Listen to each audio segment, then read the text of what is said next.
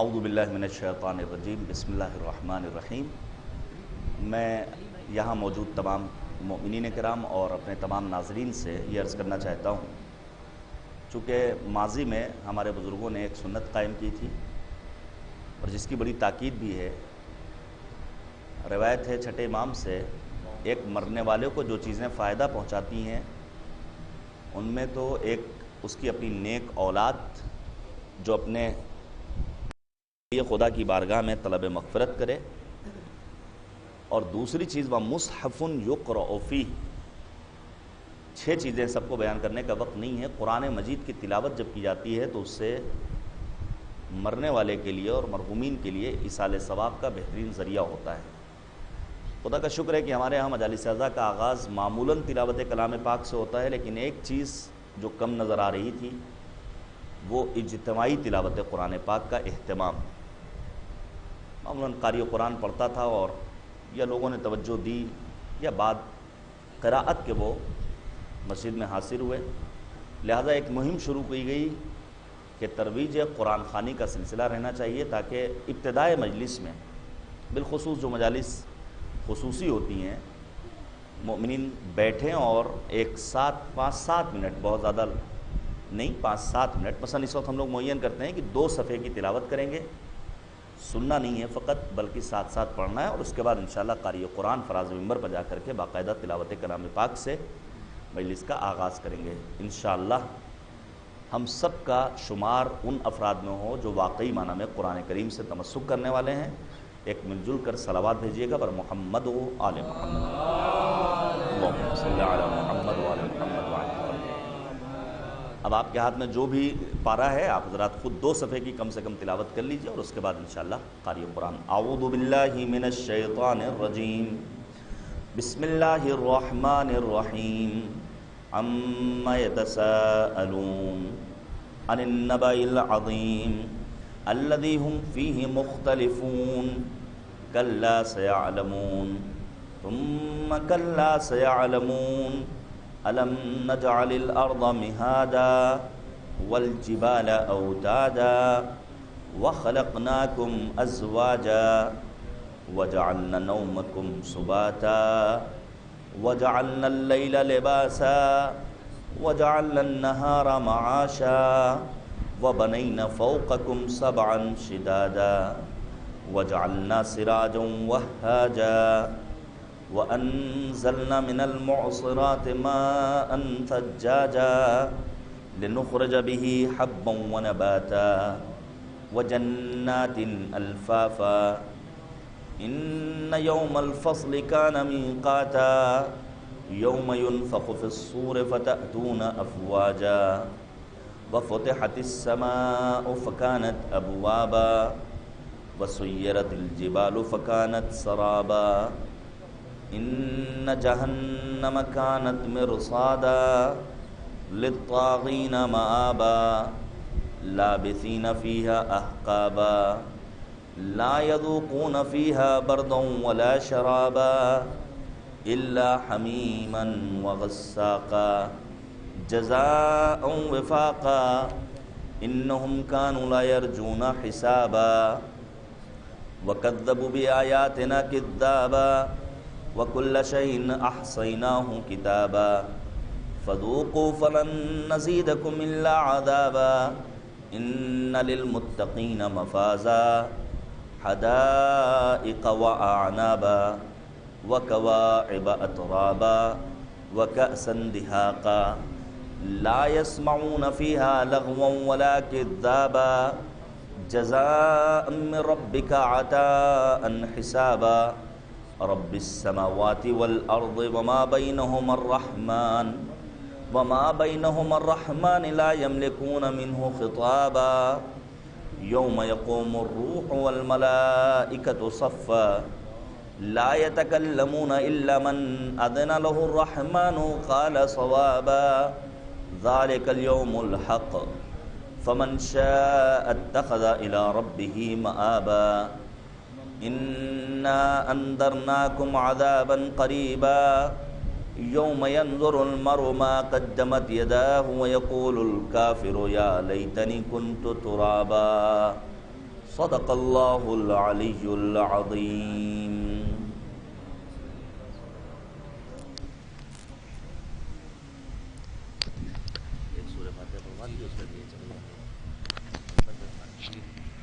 آپ حضرات سے گزارش ہے کہ ایک سورہ فاتحہ مرحوم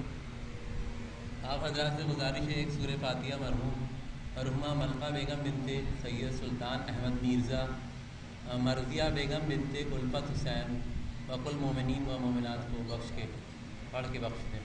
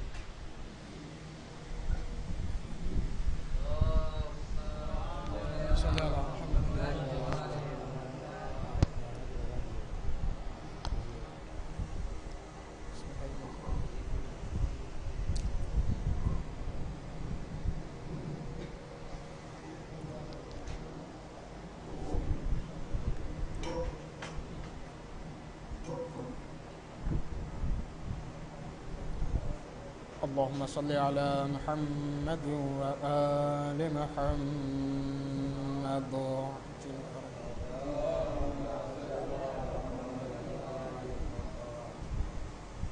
أعوذ بالله من الشيطان اللعين الرجيم.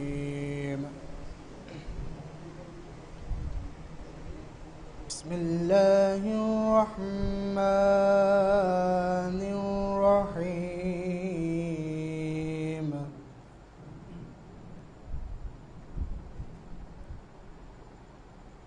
ألف لام ميم صاد.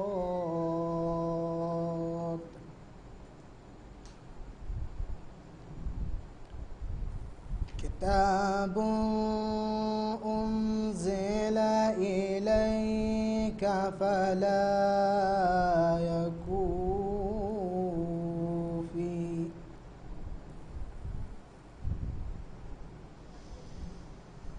فلا يكن في صدرك حرج منه لتنذر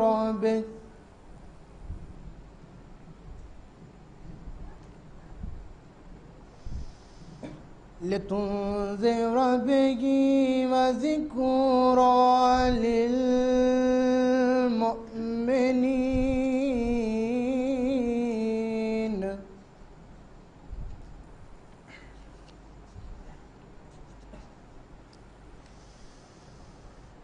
اتبعوا ما أنزل إليكم من ربكم ولا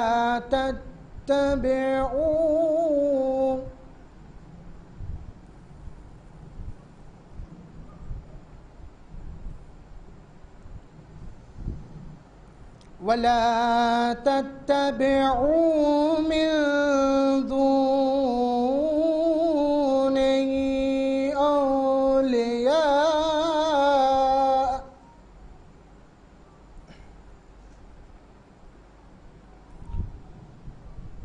قليلا ما تذكرون.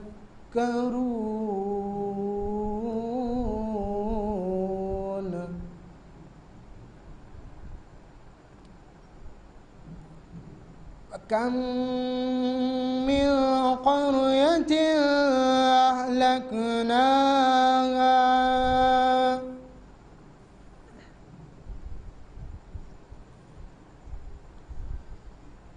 أهلكناها فجاءها بأسنا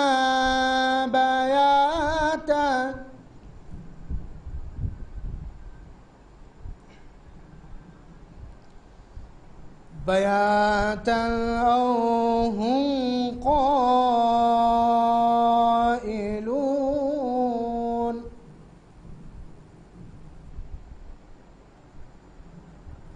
فما كان دعواهم إذ جاءهم بأسنا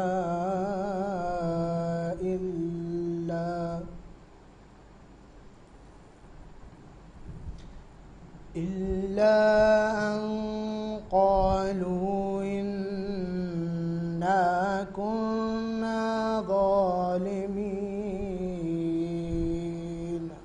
صدق الله العلي العظيم وصدق رسوله النبي الكريم اللهم صل على محمد وآل محمد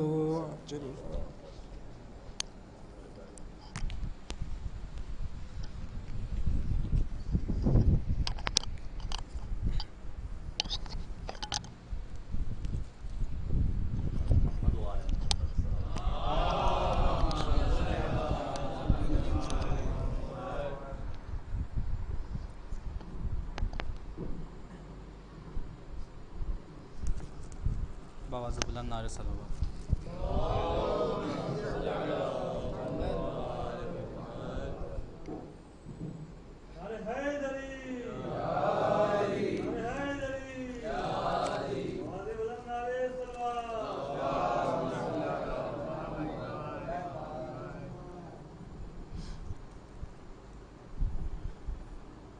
ماں کہتی تھی اٹھ جاگ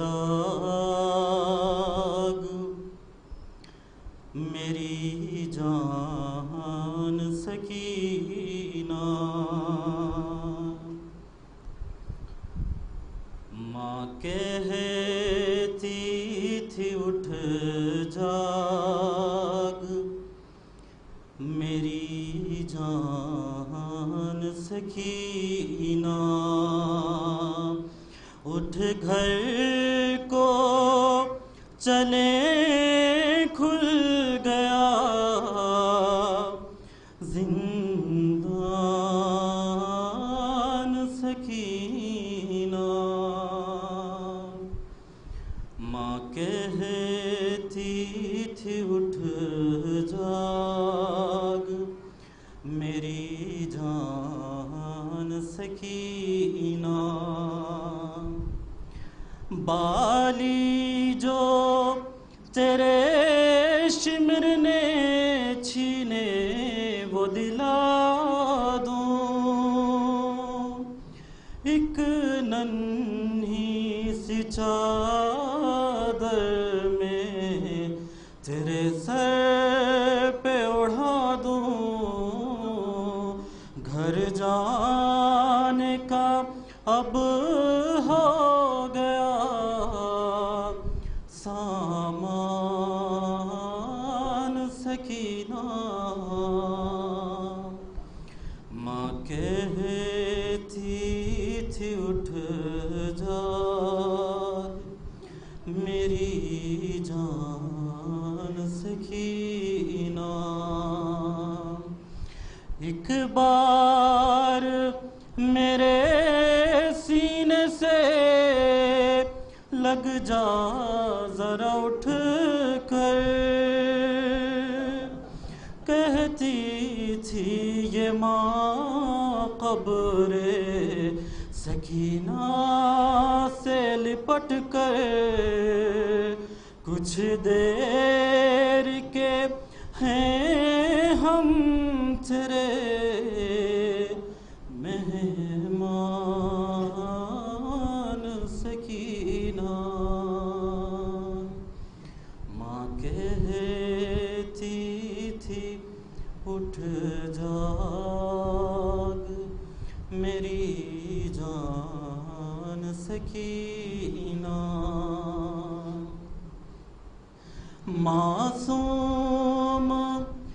گالوں پہ تماچے بھی ہیں کھائے، رو رو کے کہا کرتی تھی بابا نہیں آئے، روتا ہے تیرے حال پہ زندان سکینہ، ماں کہتی تھی اٹھ جاگ میری جان سکینہ، اٹھتی تھی نہیں لاکھ اٹھایا ہے کئی بار، لو مر ہی گئی آج وہ بابا کی عزادار، لب کھول ذرا ماں ہے پریشان سکینہ، ماں کہتی تھی اٹھ جاگ میری جان سکینہ، بن تیرے سکینہ بھلا میں کیسے جیوں گی، بیٹھوں گی سدا دھوپ میں پانی نہ پیوں گی، جائے گی تیرے غم میں میری جان سکینہ،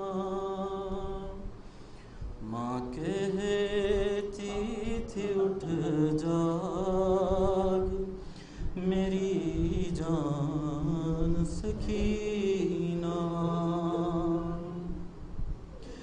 میت پہ سکینہ کی حرم نوحہ گناہ تھے،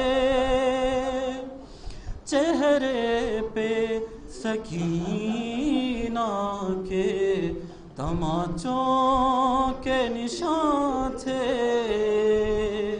لو مر ہی گئی شام کی مہمان سکینہ،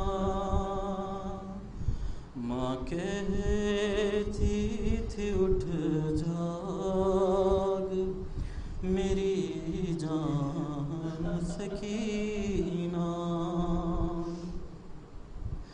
رونے کی صدا آتی ہے زندان سے اکثر، مر کے بھی رہائی نہ ملی ہے جسے اختر، سنسان سا ہے آج کیوں زندان سکینہ، ماں کہتی تھی اٹھ جاگ میری جان سکینہ،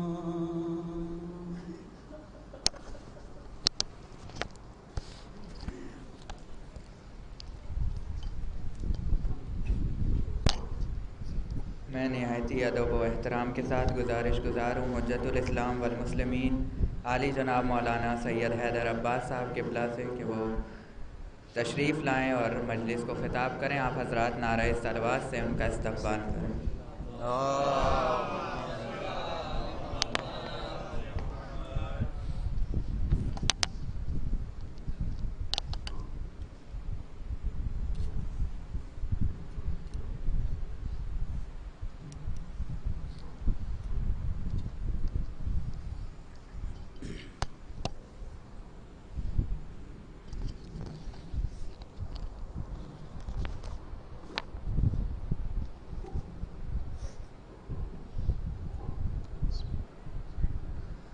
رحم اللہ من قرأ الفاتحہ. بسم اللہ الرحمن الرحیم.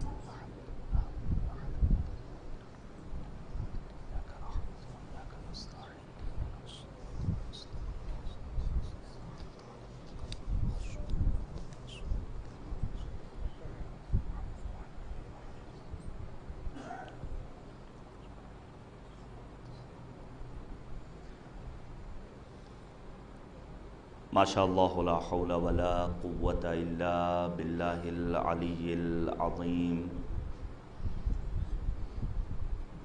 حسبنا اللہ نعم الوکیل نعم المولا ونعم النصیر. اعوذ باللہ من الشیطان اللعین الرجیم. بسم اللہ الرحمن الرحیم. رب اشرح لی صدری ویسر لی امری واحلل عقدۃ من لسانی یفقہوا قولی. الحمد للہ رب العالمین والعاقبۃ للمتقین والجنۃ للمؤمنین والنار للملحدین والمنافقین والکافرین والعاصین. وصلی اللہ علی سیدنا محمد وآلہ الاطیبین الانجبین الاطہرین الاکرمین المعصومین المظلومین المنتخبین المنتجبین الذین اذھب اللہ عنہم الرجس وطہرہم تطہیرا. اللہم صل علی محمد وآلہ واللعنة الدائمة الباقية على أعدائهم أجمعين من الآن إلى قيام يوم الدين. آمين يا رب العالمين. أما بعد فقد قال الله تبارك وتعالى في القرآن الحكيم وهو أصدق الصادقين وقوله الحق. بسم الله الرحمن الرحيم. وَلَنَبْلُوَكُمْ بِشَيْءٍ مِّنَ الْخَوْفِ وَالْجُوعِ وَنَقْصٍ مِّنَ الثَّمَرَاتِ وَالْأَنفُسِ وَبَشِّرِ الصَّابِرِينَ. صلوات دیجیے گا. حضرات گزارش ہے کہ ایک مرتبہ سورہ حمد اور 3 مرتبہ سورہ توحید پڑھ کر مرحومہ ملکہ بیگم بنت سید سلطان احمد مرزا، مرحومہ مرضیہ بیگم بنت الفت حسین صاحب اور جملہ مؤمنین بالخصوص شہر لکھنؤ کے جو 4 جوان چند روز قبل ایک حادثے کا شکار ہوئے، ان سب کی ارواح کو ارسال فرما دیں.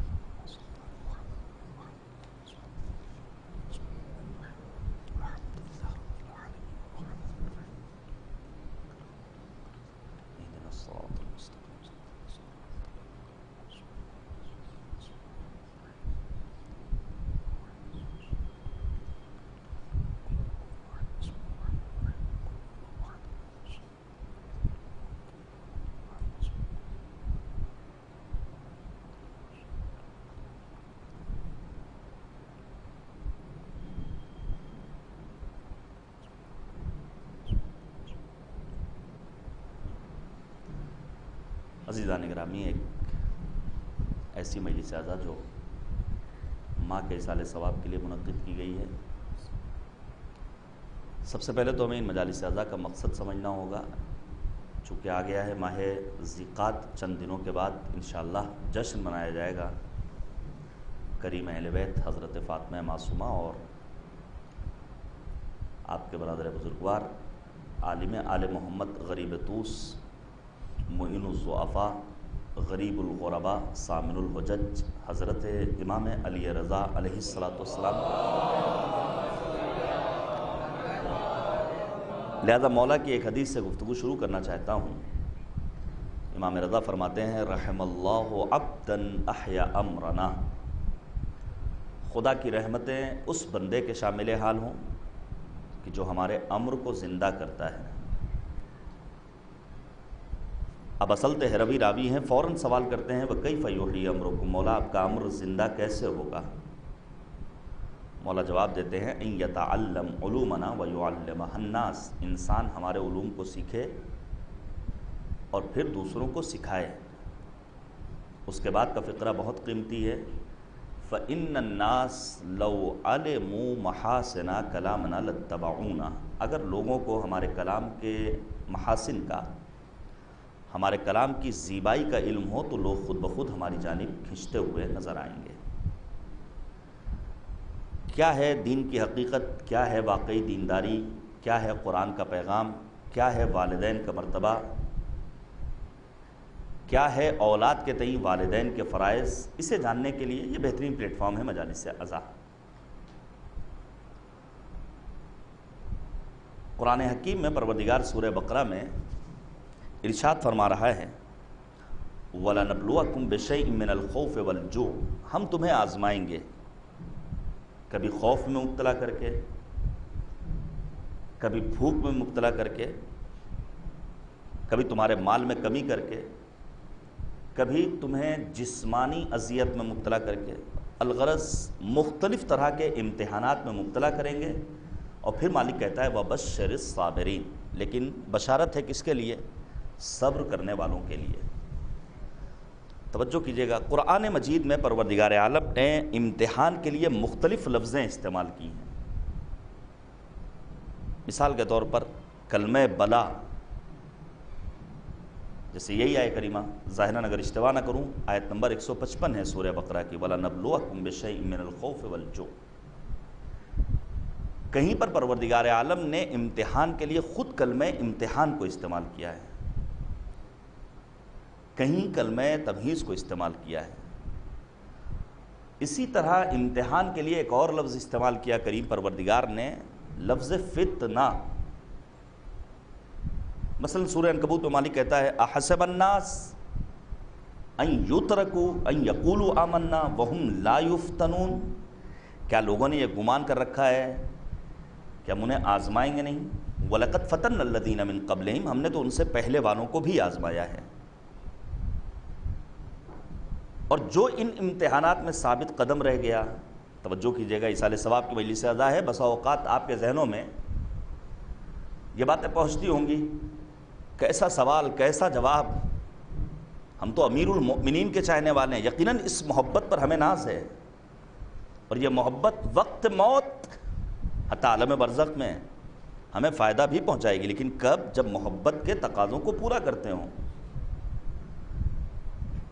مرنے کے بعد قیامت آنے تک کے پیریڈ کو اور اس مدت کو کہتے ہیں عالم برزخ۔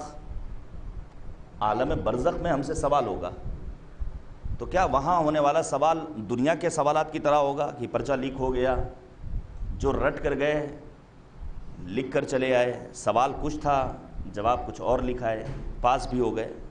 نہیں، وہاں کے سوالات اور وہاں کا جواب کا سسٹم آج ہماری جو دنیاوی زندگی ہے اور جو ہمارے اعمال ہے اس کے اوپر بہت زیادہ اس کا انحصار ہے۔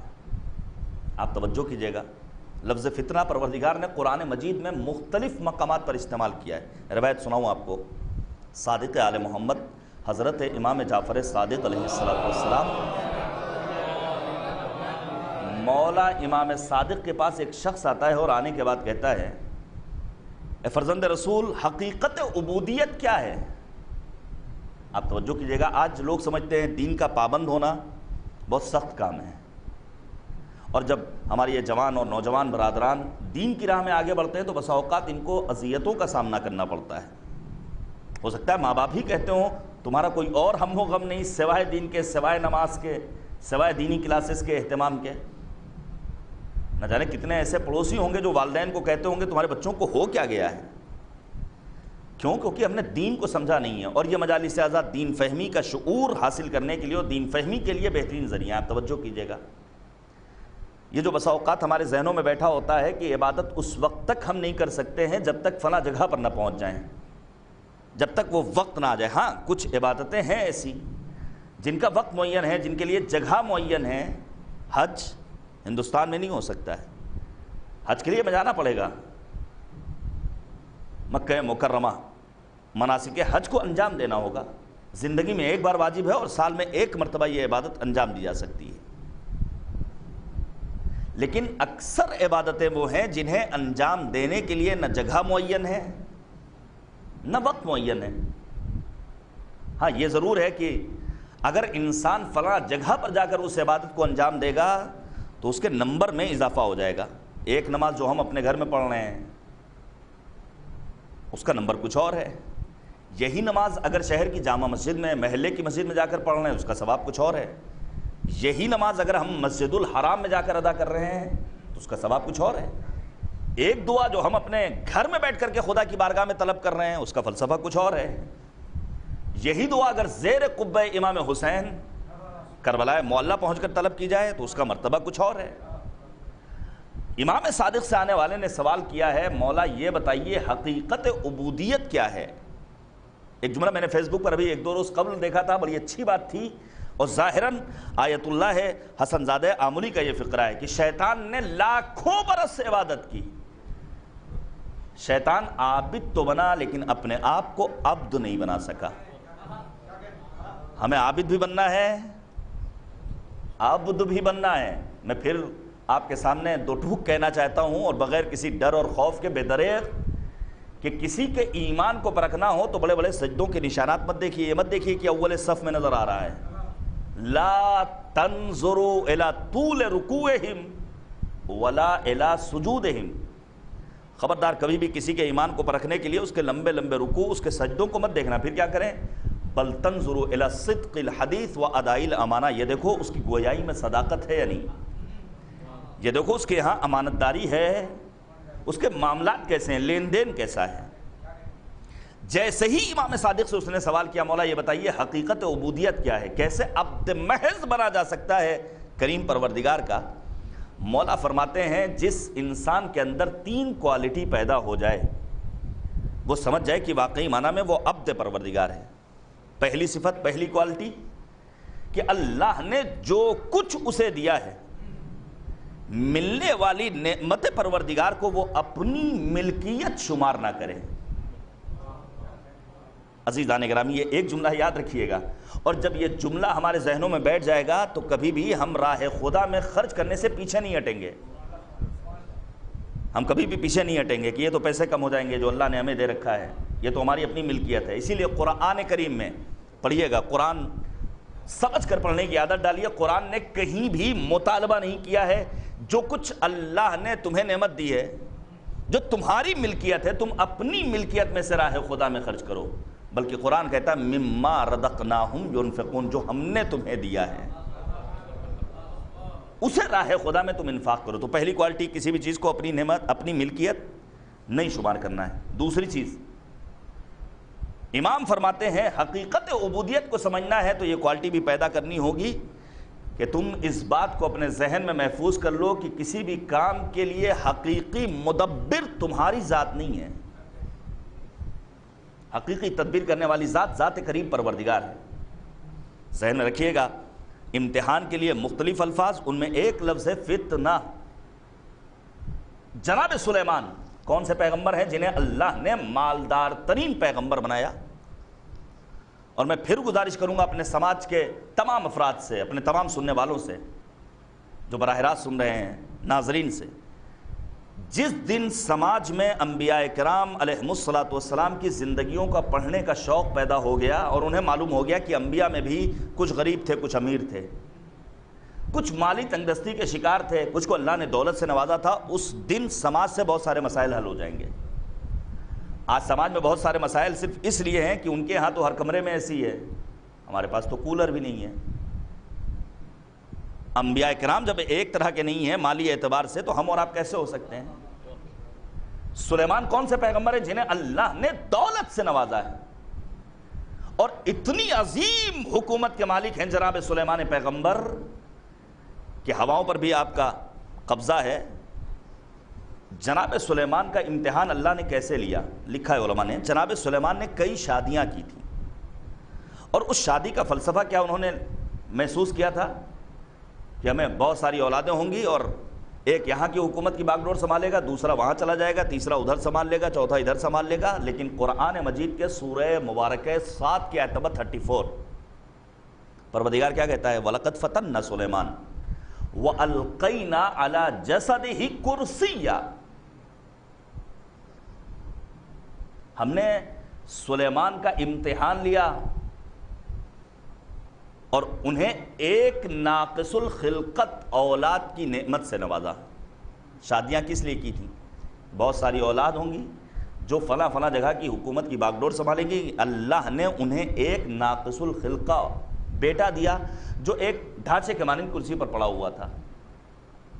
اس کا مطلب یہ ہوا کہ اگر ہم حقیقت عبودیت کی منزلوں کو پانا چاہتے ہیں تو ہمیں اپنے ہر کام کی ابتدا میں یا انتہا میں انشاءاللہ ضرور کہنا ہوگا کہ ہم یہ کام کرنے جا رہے ہیں، کامیاب کرنا اللہ کے ہاتھ میں، انشاءاللہ ہمیں کامیابی نصیب ہونے والی ہے۔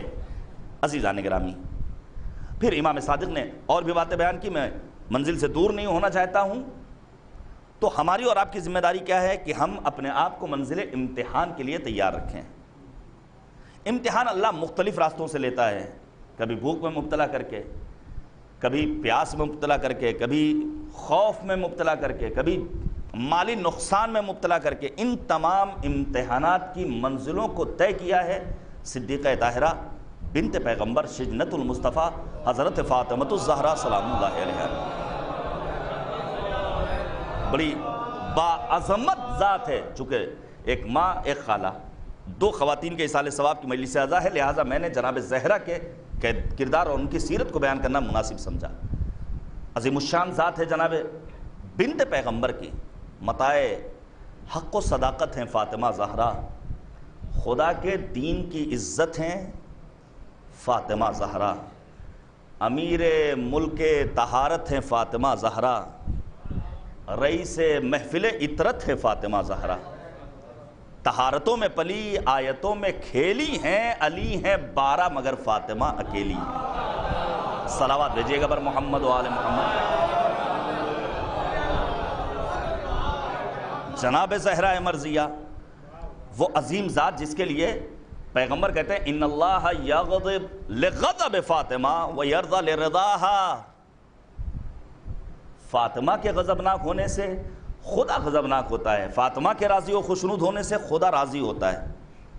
ذہن میں سوال پیدا ہو سکتا ہے نا، اور آج بھی اس قسم کے شکوک اور شبہات ایجاد کیے جا رہے ہیں۔ میں اپنے جوانوں سے گزارش کروں گا نہ ہر ٹی وی چینل کو دیکھنا ہے، نہ سوشل میڈیا کے ہر پیج کو فالو کرنا ہے، نہ ہر کتاب کو پڑھنا ہے، اس کے لیے بصیرت چاہیے، کیونکہ اگر آپ پڑھیں گے تو آپ کے ذہن میں بہت سارے شبہات ایجاد ہوں گے جس کا جواب پھر آپ کو نہیں ملے گا۔ آنے والا گروہ آتا ہے نبی کے پاس اور آنے کے بعد کہتا ہے اے اللہ کے رسول، یہودیوں کی جانب سے اور منافقین کی طرف سے اس حد تک شکوک اور شبہات ایجاد کیے گئے کہ انہوں نے ہم سے کہا شہد کڑوا ہے، جبکہ شہد میٹھا ہوتا ہے، جب ہم استعمال کرتے ہیں تو ہمیں کڑوا لگتا ہے، ہم کریں تو کیا کریں؟ سنیں گے آپ جواب۔ نبی اعظم نے فرمایا نسخہ بتاؤں؟ پیغمبر فرماتے ہیں الصلاۃ علی محمد و آلہ، شکوک اور شبہات سے بچنا ہو تو مجھ محمد اور میری آل پر تحفہ درود و صلوات روانہ کر دیا کرو۔ اللہم صلی علی محمد و آل محمد۔ فوراً یہ شبہہ ایجاد ہوا کہ کیسے ممکن ہے کریم پروردگار خالق مالک ایک مخلوق کے غضبناک ہونے سے غضبناک ہو جائے۔ دیکھیے غصہ دو طرح کا ہوتا ہے، غصہ کبھی مثبت ہوتا ہے، غصہ کبھی منفی ہوتا ہے۔ مثبت غصہ کیا ہے؟ مثبت غصہ یہ ہے کہ بچہ بالغ ہے، عاقل ہے، باشعور ہے، ممیز ہے، نماز کے وقت نماز نہیں پڑھ رہا ہے تو یہاں والدین کو غصہ کرنا چاہیے۔ حد یہ ہے کہ آپ بچوں کو مار نہیں سکتے، لیکن عمر کے ایک پڑاؤ پر پہنچنے کے بعد اگر بچہ دین سے دوری کر رہا ہے، نماز نہیں پڑھ رہا ہے، تو آپ کو اس کو مارنا ہے تنبیہ کے لیے تاکہ نماز کی طرف آگے بڑھے۔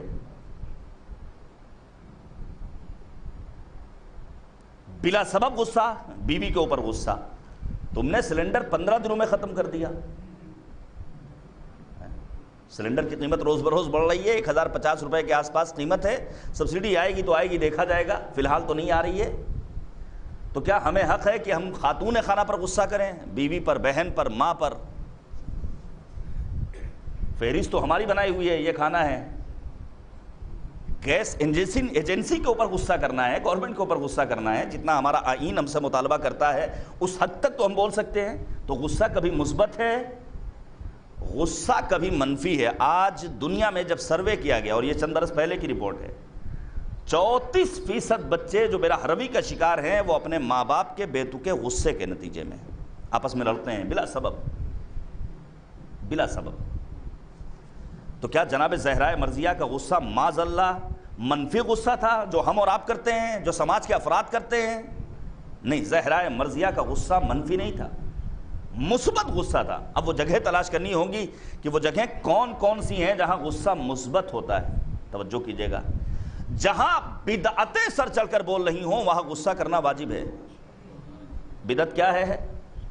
ہمارے سماج میں، ہمارے اپنے شہر میں، ہمارے اپنے گھرانے میں، ہمارے اپنے خاندان میں، ہماری اپنی فیملی میں کس کس قسم کی بدعتیں ہیں؟ آج کے اس ترقی یافتہ دور میں بھی بدعتیں پائی جاتی ہیں۔ بدعت یعنی جو چیز دین میں نہیں ہے اسے دین میں دین کے نام پر داخل کر دینا۔ اور بدعت کا تو عالم یہ ہے، بچے کی پیدائش سے لے کر انسان کے قبر میں پہنچنے تک اس حد تک بدعتیں ہیں۔ ہر ملک کی، ہر محلے کی، ہر شہر کی، ہر ڈسٹرکٹ کی، ہر صوبے کی اپنی اپنی بدعتیں۔ پیغمبر فرماتے ہیں اذا ظہرت البدع فی امتی فلیظہر العالم علما ومن لم یفعل ذلک فعلیہ لعنۃ اللہ۔ جب بدعتیں سر چل کر بولیں تو عالم کی ذمہ داری ہے کہ لوگوں کو آگاہ کرے، اور اگر کوئی عالم خاموش رہے کسی بھی سبب تو پیغمبر فرماتے ہیں ایسے عالم پر اللہ کی لعنت ہو۔ تو ایک وہ جگہ جہاں غصہ کرنا ہے، وہ کون سی جگہ؟ جہاں بدعتیں سر چل کر بولیں۔ اب جناب زہرائے مرضیہ کا غصہ آپ سمجھیے، سنت و سیرت پیغمبر کے اتباع کا حکم دیا گیا۔ سنت و سیرت پیغمبر میں اعلان ولایت، غدیر، سنت و سیرت پیغمبر میں سقیفہ کا وجود نہیں ہے۔ اب سمجھ میں آیا جن لوگوں نے ولایت و امامت کے مقابلے میں خلافت کا دامن تھاما تھا، بی بی دو عالم نے ان کے سامنے اپنے غصے کو برملا کیا ہے۔ دوسری وہ جگہ جہاں غصہ کرنا ہے، حق کا مطالبہ اگر کرنا ہے، سنیے گا روایت کیا کہتی ہے؟ روایت کہتی ہے سرکار سید الشہداء امام حسین کی زمین کا ایک ٹکڑا تھا مدینہ کی سرزمین پر۔ امام نے جب یہ دیکھا کہ مدینہ کے گورنر ولید نے اس کے اوپر قبضہ کر لیا ہے، اپنا ایک ایلچی بھیجا، واپس آ گیا، وہ اس نے واپس نہیں کیا۔ مولا امام حسین خود جاتے ہیں اور جانے کے بعد اپنے اس زمین کے ٹکڑے کو واپس لینے کے لیے امام علی مقام نے غصہ کیا ہے۔ روایت کہتی ہے مروان کہتا ہے ما رأیت جرأت احد کجرأت الحسین علی الامیر، جیسا غصہ میں نے آج حسین ابن علی کا امیر کے دربار میں دیکھا، ایسا غصہ اس سے پہلے کبھی اور میری نظر سے نہیں گزرا ہے۔ جہاں حق دبایا جا رہا ہو وہاں پر اپنے غصے کو برملا کرنا ہے۔ جہاں مقدسات دینیہ کی توہین ہو رہی ہو، ذات خداوند سبحان کی شان میں، نبی اعظم کی شان میں، امیر المؤمنین، اہل بیت طاہرین، قرآن کریم، عزاداری سرکار سید الشہداء، مساجد، وہاں ہمیں اپنا غصے کو برملا کرنا ہے۔ پھر وہاں خاموشی سے کام چلنے والا نہیں ہے۔ آ گئی تاریخ رحلت امام خمینی معمار انقلاب کی۔ امام خمینی معمار انقلاب اور رہبر کبیر نے اپنے غصے کو برملا کیا ہے۔ سلمان رشدی کے قتل کا فتویٰ دے کر ثابت کر دیا کہ اگر نبی کی شان میں جسارت کرو گے تو ہم خاموش بیٹھنے والے نہیں، اور وہ آج بھی فتویٰ سنہری حرفوں سے لکھا ہوا ہے اور بہت ساری چیزیں اس کے دامن میں سمٹی ہوئی ہیں۔ آنے والے آتے تھے، نبی کی بز میں آنے کے بعد امیر المؤمنین کی شان میں جسارتیں کرتے تھے۔ پیغمبر کہتے ہیں ما بال قوم ینقصون علی، لوگوں کو ہو کیا گیا ہے، علی کی شان میں کوتاہی کر رہے ہیں۔ یاد رکھو جو علی کی شان میں جسارت کرے گا گویا اس نے میری توہین کی ہے، اور جس نے میری توہین کی اس نے خدا کی توہین کی، اور خدا کی ذات کی توہین کرنے والے کا ٹھکانہ جہنم کے سوا کچھ اور نہیں ہے۔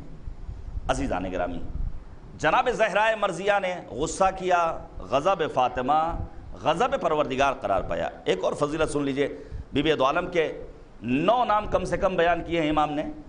ایک نام ہے شہزادی کونین کا مبارکہ۔ یہ مبارکہ کیا ہے؟ برکت سے۔ برکت ضروری نہیں ہے کہ آنکھوں سے دکھنے والی ہی ہو، اور لکھا ہے صاحب تفسیر المیزان جناب علامہ محمد حسین طباطبائی رضوان اللہ تعالی علیہ نے کہ ہر زیادہ دکھنے والی چیز باعث برکت ہو ضروری نہیں ہے۔ مثال کے طور پر آپ نے کسی کی دولت دیکھ لی کہ اس کی سیلری تو 1 لاکھ روپے ہے، ضروری نہیں ہے کہ جو 1 لاکھ روپے مہینے میں کما رہا ہے اس کی انکم 1 لاکھ روپے ہے، وہ اس کے لیے باعث برکت بھی ہو سکتا ہے ایک معمولی سا مؤذن جس کی تنخواہ حسین آباد ٹرسٹ کی جانب سے 1000-2000 روپے ہو، وہ اس کے لیے باعث برکت ہو۔ اور میرے عزیزوں یاد رکھیے گا، یہی وجہ ہے وہ افراد جن کی آمدنی زیادہ ہے کبھی کبھی مہینے کے آخر میں شکوہ کرتے ہیں مولوی صاحب اب کی پیسہ ختم ہو گیا، بہت جلدی پیسے ختم ہو گئے۔ لیکن اس کے برخلاف وہ افراد جن کی آمدنی کم ہے وہ یہی کہتے ہوئے نظر آتے ہیں نہیں معلوم اللہ اس کمی میں بھی ہمارے لیے برکت کہاں سے قرار دیتا ہے۔ اسی لیے میں گزارش کروں گا اپنے بزرگوں سے، کبھی بھی اپنے چھوٹوں کو دعا دیجئے تو فقط یہ دعا مت دیجئے کہ اللہ تمہاری عمر طولانی کرے، بلکہ ساتھ ساتھ ایک جملہ اس میں اضافہ کر دیجئے، پروردگار تمہاری عمر کو تمہارے لیے باعث برکت قرار دے۔ یہ جو ہمارے 4 جوان گزرے ہیں ان کا تذکرہ کیے بغیر میں نہیں گزر سکتا ہوں، اور چونکہ مجلس لائیو بھی ہو رہی ہے، کل انشاءاللہ چھوٹے امام باڑے میں ان مرحومین کے اصالِ ثواب کی ایک مجلس عزا ہے۔ برادرم جناب مولانا حسنین باقری صاحب قبلہ خطاب فرمائیں گے رات میں 8 بجے، وقت نکالیے پہنچیے انشاءاللہ، اور دیگر افراد کو بھی اس کی اطلاع دیجیے۔ یہ بلوس خدمت کرنے والے تھے، میں کسی ایک کا نام نہیں لے سکتا ہوں، خدمت خلق کا جذبہ، مذہبی کاموں میں ان کا بڑھ چڑھ کر حصہ لینا، میں بذات خود اکثر سے ان میں سے آشنا تھا۔ وہ اس دنیا میں نہیں ہیں، جوانی میں اس دنیا سے رخصت ہو گئے، لیکن تادیر ان کا تذکرہ باقی رہے گا۔ اس کے برخلاف بعض افراد جن کی عمر 100 سال ہو گئی لیکن انہوں نے نہ سماج کے لیے کچھ کیا، نہ ذات خدا کے لیے کچھ کیا، نہ گھر والوں کے لیے کچھ کیا، تو کیا ان کا زیادہ دن زندہ رہ جانا ان کے لیے باعث برکت قرار پائے گا؟ ایسا نہیں ہے۔ جناب زہرا مبارکہ ہیں، روایت سن لیجیے، روایت کہتی ہے نبی اعظم مسجد میں بیٹھے ہوئے ہیں، ایک بھوکا انسان آتا ہے اور آنے کے بعد کہتا ہے اللہ کے رسول میں بھوکا ہوں، مجھے اپنی منزل تک پہنچنا ہے، میرے پاس مناسب لباس نہیں ہے، مجھے مدد چاہیے۔ نبی اعظم نے کہا میرے پاس تو کچھ نہیں ہے، ایک صحابی کو اشارہ کیا لے جاؤ میری بیٹی فاطمہ کے دروازے پر۔ جناب زہرا مرضیہ کے دروازے پر وہ سائل پہنچتا ہے، شہزادی کونین نے اپنی عزیز سے ملنے والی ایک قیمتی چیز کو گردن بند کی صورت، گلوبند کی صورت اس فقیر کو دے دیا اور کہا لے جا کر کے اسے فروخت کر دینا، اس سے تمہاری حاجتیں پوری ہو جائیں گی۔ سنیے گا روایت کہتی ہے کہ وہ فقیر اور سائل آتا ہے نبی کی بزم میں اور آنے کے بعد سارا ماجرا بیان کرتا ہے۔ اتنے میں عمار جیسے صحابی بیٹھے ہوئے ہیں۔ جناب عمار کہتے ہیں کتنے میں بیچو گے؟ اس نے قیمت بتائی، عمار کہتے ہیں میں خریدار ہوں۔ جناب عمار نے خرید لیا، لے کر اسے اپنے گھر آئے، اسے پیسے دیے اور ساتھ ہی ساتھ اسے بہترین گوشت کا قورمہ کھلایا، اسے بہترین یمنی لباس دیا، اسے پیسے دیے، اور اس گردن بند کو جناب عمار نے ایک ظرف میں رکھا، اوپر سے پارچہ ڈالا، اپنے غلام کو دیا، کہا یہ لے کر جاؤ، میں نے تجھے رسول خدا کو ہدیہ کیا، لے جا کر نبی کی خدمت میں پیش کر دینا۔ روایت کہتی ہے نبی اعظم کی خدمت میں جیسے ہی غلام پہنچا ہے اور پورا ماجرا بیان کیا، نبی فرماتے ہیں جا میں نے تجھے اور اس گردن بند کو اپنی بیٹی فاطمہ کو ہدیہ کیا۔ گردن بند کہاں پہنچا؟ جہاں سے گیا تھا۔ جناب زہرا مرضیہ نے گردن بند لیا اور اس غلام سے ایک جملہ ارشاد فرمایا میں نے تجھے رضا پروردگار کے حصول کی خاطر راہ خدا میں آزاد کیا۔ اب یہ غلام ہے جو یہ قصیدہ پڑھ رہا ہے، کتنا بابرکت تھا ایک گردن بند جس نے ایک بھوکے کو کھانا کھلایا ہے، جس نے ایک غلام کو راہ خدا میں آزاد ہونے کا موقع فراہم کیا ہے اور ایک مسافر کو اس کی منزل مقصود تک پہنچنے میں مدد کی ہے۔ یہ ہے ذات جناب صدیقہ طاہرہ فاطمۃ الزہرا سلام اللہ علیہا۔ محض 18 برس زندگی بسر کی ہے جناب زہرا مرضیہ نے، محض 18 برس۔ اور پھر قرآن کریم میں جو بیوی دو عالم کے سلسلے میں آیات ہیں، سورہ کوثر، متعدد آیات، میں ایک دو کی تلاوت کروں۔ مثلا قرآن کہتا ہے وَأْمُرْ أَهْلَكَ بِالصَّلَاةِ وَاسْتَبِرْ عَلَيْهَا، سورہ طٰہٰ آیت نمبر 132۔ یہاں پر جو تعویل بیان ہوئی ہے اہلک کی، اس میں کون ہے مراد؟ امیر المؤمنین صدیقہ طاہرہ امام حسن اور امام حسین، اللہم صلی علی محمد وعلی محمد وعجل فرجہم۔ یا مثال کے طور پر یہ مشہور و معروف آیہ کریمہ فَقُلْ تَعَالَوْا نَدْعُ أَبْنَاءَنَا وَأَبْنَاءَكُمْ وَنِسَاءَنَا وَنِسَاءَكُمْ وَأَنفُسَنَا وَأَنفُسَكُمْ ثُمَّ نَبْتَهِلْ فَنَجْعَلْ لَعْنَةَ اللَّهِ عَلَى الْكَاذِبِينَ، سورہ آل عمران۔ یہ ابن سعد سے روایت ہے لما نزلت هذه الآية دعا رسول الله علیًا و فاطمہ و حسنا و حسین وقال اللہم ہؤلاء اہلی۔ جب یہ آیت کریمہ نازل ہوئی ہے تو نبی اعظم نے امیر المؤمنین کو بلایا، امام حسن کو بلایا، جناب زہرا کو اور امام حسین کو بلایا اور فرمایا خدائے گواہ رہنا یہی ہیں میرے اہل۔ متعدد آیات ہیں جناب زہرائے مرضیہ کے سلسلے میں، جناب شہزادی کونین کی زندگی سے۔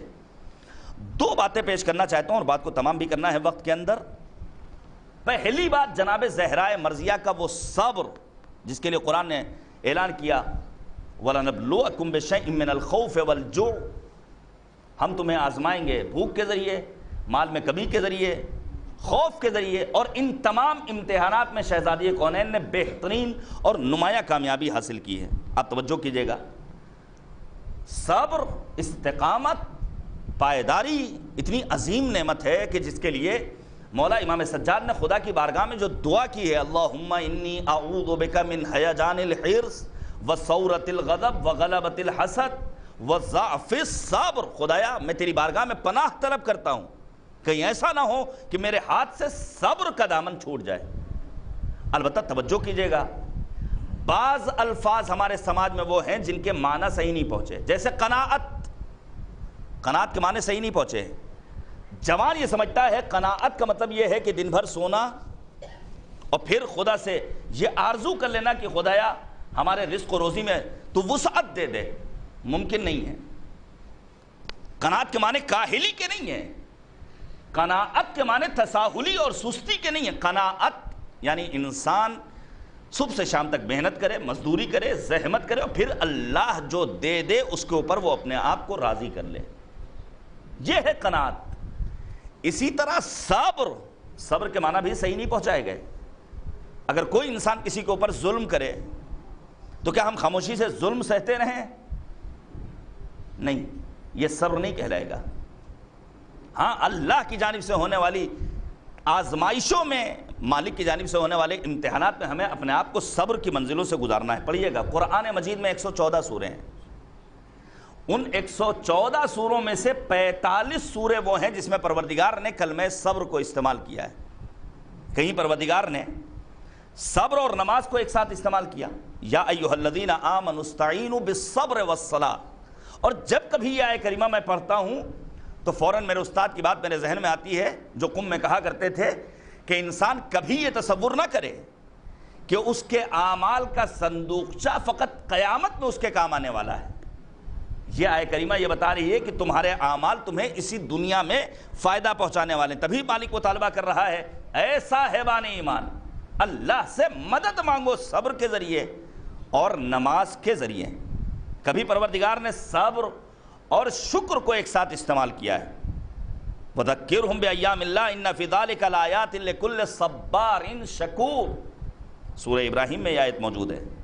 کہیں پروردگار نے صبر اور استقامت کو بیان کیا، ربنا افرغ علینا صبرا وثبت اقدامنا، کہیں صبر اور توکل، کہیں صبر اور تقوی، کہیں صبر اور حق، مختلف چیزوں کے ساتھ پروردگار نے قرآن مجید میں متعدد مقامات پر کلمہ صبر کو استعمال کیا ہے۔ آپ توجہ کیجئے گا، اب قرآن مجید میں جو صابرین کا تذکرہ ہے وہ ہمارے لیے مشعل راہ ہے۔ میں کیوں بیان کر رہا ہوں؟ ہمارا باپ اس دنیا سے رخصت ہوا تو کیا ہم اللہ میاں سے ناراض ہو جائیں کہ ہم تو اللہ سے ناراض ہیں، اب تو ہم اللہ کی نہ عبادت کریں گے نہ ہم خدا سے دعا مانگیں گے؟ یہ کفریہ جملے کیوں آ جاتے ہیں کہ ابھی مرنے کے دن نہیں تھے؟ یہ اپنے عزیز کی رحلت پر انسان کا خدا سے معاذ اللہ روٹھ جانا، یہ اسی لیے کیونکہ اس نے اپنی اولاد کو اپنی ملکیت سمجھ لیا ہے۔ جبکہ مولا امام صادق کیا فرماتے ہیں، اگر حقیقت عبودیت کو سمجھنا ہے تو یاد رکھو جو بھی نعمت اللہ نے تمہیں دی ہے یہ نعمت تمہاری اپنی ملکیت نہیں ہے بلکہ یہ اللہ کی ملکیت ہے، اور جب ملکیت پروردگار کے اللہ جب چاہے تم سے واپس لے سکتا ہے۔ نہ جانے کتنے ایسے افراد ہیں جنہوں نے کووڈ میں اپنے اعزاء کو کھویا ہے، ہمارے گھر میں بھی موت ہوئی ہے، ہمارا بھی عزیز رخصت ہوا ہے، سارے گھرانے ایسے ہیں، تو کیا اب یہ کہنے کا حق ہے کہ ہم تو اللہ میاں سے ناراض ہیں، ابھی تو مرنے کے دن نہیں تھے، ہمارا یہ عزیز کیوں رخصت ہو گیا؟ پڑھیے گا آپ قرآن، جو صابرین کا تذکرہ کیا ہے کریم پروردگار نے قرآن مجید میں، ان میں سب سے پہلے جناب ایوب پیغمبر، یہ کون ہیں؟ جنہیں لوگوں نے تانا دیا، جنہیں لوگوں نے پریشان کیا، پروردگار نے مالی تنگدستی میں مبتلا کیا، لیکن مالک کیا کہتا ہے؟ اِنَّ وَجَدْنَاهُ صَابِرًا، ہم نے ایوب کو صابر پایا، نعم العبد انہ اواب۔ قصیدہ پڑھا ہے پروردگار نے جناب ایوب کے صبر کا۔ اسی لیے بعض دینی متون میں جب صابرین کی فہرست مرتب کی جاتی ہے تو سر فہرست کس کا نام نظر آتا ہے؟ جناب ایوب پیغمبر کا۔ دوسرا نام جناب یعقوب فصبر جمیل واللہ المستعان علی ما تصفون، سورہ یوسف میں آپ پڑھ لیجئے گا، یہ آیہ کریمہ موجود ہے۔ جناب اسماعیل و اسماعیل و ادریس و ذل کفل کل من الصابرین، یہ سارے کے سارے انبیاء کیا تھے؟ صابرین میں سے تھے۔ اور پھر پروردگار کہتا ہے انہی انبیاء کی طرح اے اللہ کے رسول فصبر کما صبر اولو العزم من الرسل، جیسے تمہارے پہلے والوں نے، اولو العزم پیغمبروں نے صبر کیا ہے، اے محمد تم بھی صبر کرو۔ اس صبر کو سمجھنا ہوگا۔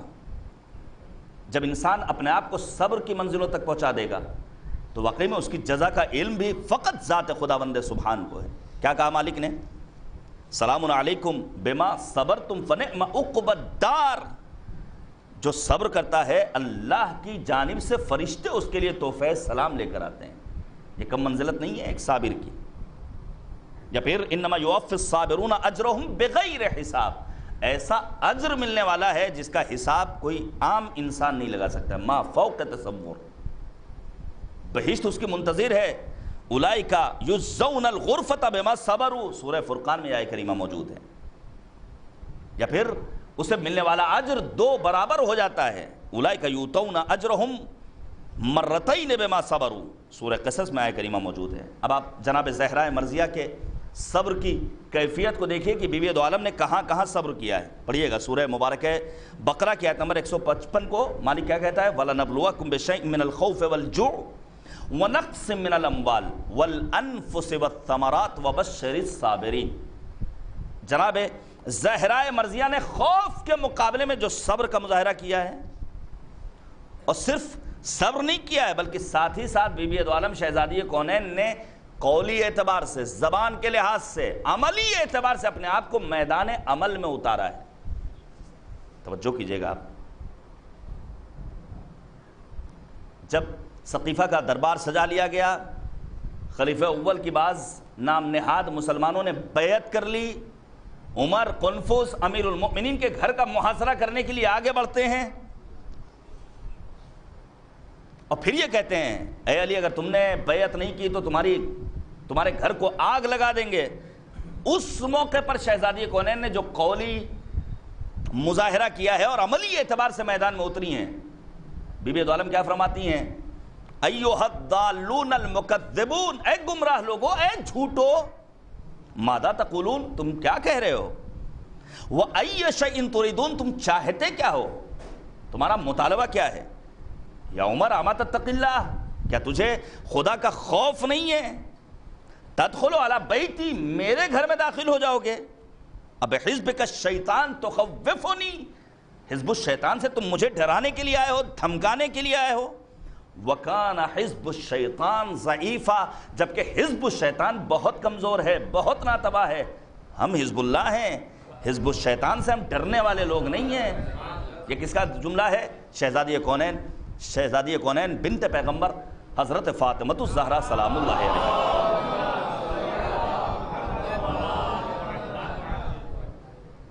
خوف کے عالم میں بھی جناب زہرا نے جو صبر کیا ہے اس کا دفاع کیا ہے اپنے قول سے اور اپنے عمل سے۔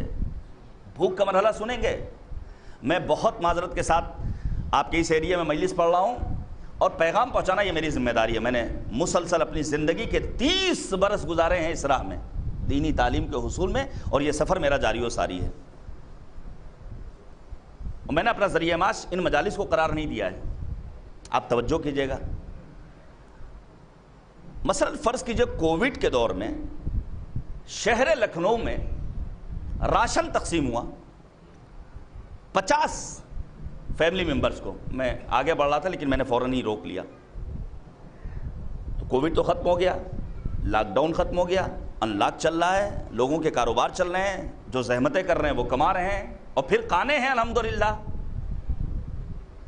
مجھے حیرت ہوئی واقعی میں جب میں نے دیکھا کہ سن 2022 میں یہ 50 فیملی نہ گھٹی بلکہ بڑھ گئی، جبکہ گھٹنا چاہیے تھی تعداد۔ یا آخر کیوں؟ یا آخر ہمارے اندر دوسروں سے لینے کا جذبہ کب تک رہے گا؟ واقعی میں آپ یقین مانیے اس چیز کا ہمیں خدا کی بارگاہ میں جواب دینا ہے، لیکن چونکہ عادت ہو گئی ہے، گھر میں مرد موجود ہے، گھر میں افراد موجود ہیں، الحمدللہ 4 پیسے کی آمدنی کا ذریعہ بھی ہے۔ میں پیش کروں آپ کے سامنے کہ کیسے کیسے اصحاب پیغمبر تھے نبی کی بزم میں۔ عبداللہ ابن مسعود، یہ کون ہے عبداللہ ابن مسعود؟ جنہوں نے نبی اعظم کی فرمائش پر خانہ کعبہ کے پاس بلند آواز سے جا کر پڑھا الرحمن علم القرآن خلق الانسان علمہ البیان۔ ابو جہل آگے بڑھتا ہے، تماچا مارتا ہے، ایسا تھپڑ مارا تھا کان کا پردہ پھٹ گیا تھا۔ عبداللہ ابن مسعود اس صحابی کا نام ہے۔ عبداللہ ابن مسعود کی آخری زندگی کے ایام خلیفہ سوم آتے ہیں اور آنے کے بعد کہتے ہیں اے عبداللہ ابن مسعود کیا چاہتے ہیں آپ کہ آپ کے لیے حکیم کا انتظام کروں؟ کہا نہیں، حکیم نے ہی مجھے اس منزل تک پہنچایا ہے۔ پھر عبداللہ ابن مسعود سے خلیفہ سوم کہتے ہیں اللہ نے آپ کو بیٹیاں دی ہیں، کیا آپ اجازت دیتے ہیں کہ آپ کی بیٹیوں کے لیے بیت المال سے کوئی رقم معین کر دوں، وظیفہ معین کر دوں؟ عبداللہ ابن مسعود کہتے ہیں نہیں، اس کی بھی ضرورت نہیں ہے۔ کیوں؟ کہتے ہیں عبداللہ ابن مسعود کہ میں نے اپنی بیٹیوں کو ایک نسخہ تعلیم دیا ہے۔ وہ نسخہ کیا ہے؟ جیسے ہی سوال کیا جناب عبداللہ ابن مسعود کہتے ہیں میں نے اپنی بیٹیوں کو تاکید کی ہے کہ ہر رات سورہ مبارکہ واقعہ کی تلاوت کیا کرو، کیونکہ سورہ واقعہ کا پڑھنے والا کبھی کسی دوسرے اپنے جیسے انسان کا محتاج نہیں ہوتا ہے۔ عمل تو ہم کریں گے نہیں، ذات خدا پہ یقین ہے نہیں، مجلسوں میں شرکت تو کرتے ہیں لیکن بے روح دین پیش کیا جا رہا ہے، نتیجہ کیا ہوگا؟ پھر ہمارے ہاں دینے کا جذبہ نہیں ہوگا سوائے لینے کے۔ عزیزان گرامی، جبکہ اللہ نے دیا الحمدللہ۔ جناب زہرا مرضیہ نے بھوک کے مرحلے میں جو امتحان دیا پیش کروں آپ کے سامنے تاکہ آپ کو اندازہ ہو کہ کس شہزادی کے ہم اور آپ چاہنے اور ماننے والے ہیں۔ بنت پیغمبر، ام الائمہ، ام الحسنین۔ روایت کیا کہتی ہے؟ سلیمان ابن بریدہ سے روایت ہے کہ ایک روز نبی اعظم نے اپنی بیٹی جناب زہرا سے پوچھا کہ آخر آپ رنجیدہ کیوں ہیں، افسردہ کیوں ہیں، مضطرب کیوں ہیں، پریشان کیوں ہیں؟ جناب زہرا مرضیہ فرماتی ہیں قلت الطعام وکثرت الہم وشدت السقم، کھانا اتنا کم ہوتا ہے جس کے نتیجے میں بیماری بڑھ گئی ہے۔ 18 برس کی عمر میں جناب زہرا مرضیہ کا عالم کیا تھا؟ کیا لکھا ہے علماء نے؟